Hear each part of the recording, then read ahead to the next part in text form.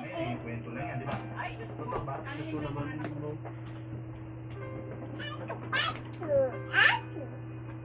Hindi ba pwede manahimik na? Ang mga tae. Lagyan man dito yung kalat. Asa na? Da, kalabuhan mo ako. Papatay. Ay, wala, nagkasakit ako eh. Oo. Okay naman. Eh, kailangan ko kasi kailangan kong ipa-blessing to. Kaya ito lang muna yung nabili namin. Pero, sunod na yung kama, salaset. Naglinis na daw sila. Ha? Kaya? Kailan? Dahan-dahan. Nabinta mo na baboy mo? Pinautang. Ha? Kailan singil? Ang galing ko na.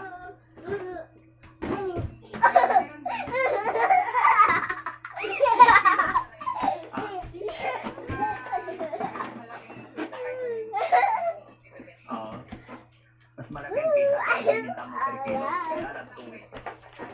Saka hindi mo bayad lahat yun. Ingay talaga ng nutrix. Oo, hindi magbabayad yung mga yun. Oo. Sayang ay nagkasakit ako eh. Oo. Oo. Wala nang natira, yung taba-taba.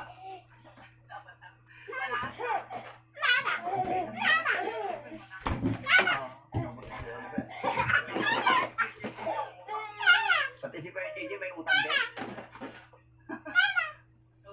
Pati si Kuya JJ umutang. Oo. Utang din ba yun? Oo ah.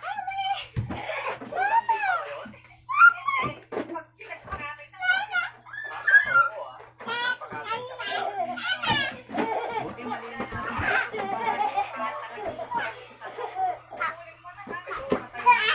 Kasi totoo po. Yun ang okay lang. Pero ito tanggalin ko.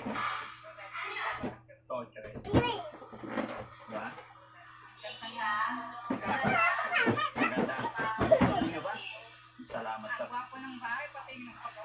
Ay, salamat sa Panginoon. Kailan natin ipapabless to? No? Lagyan niyo muna ng kuryente. Ito.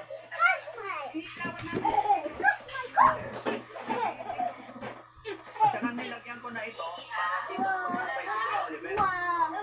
Na? Oh, ito sa'yo. Pwede na Ay, daw. nandiyan si Ballpoint Man. Sir, halika sir. Tapos Salamat. yan. Pasyal ka. Dito ka lang nagkaroon.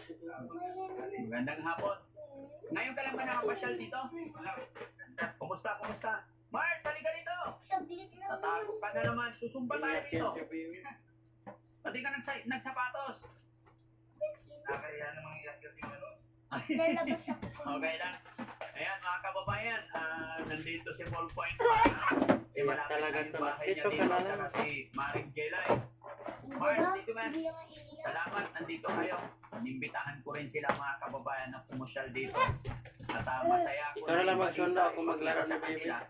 Itong itsura ng bahay, siyempre bago tayo magpa-blessing, ay formality na ibinalita ko sa kanila at ipapakita ko sa kanila.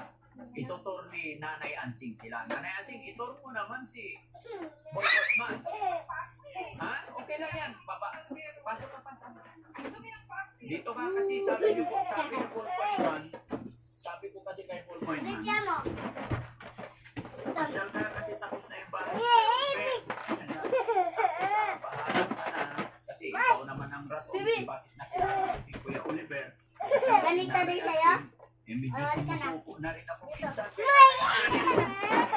Uy!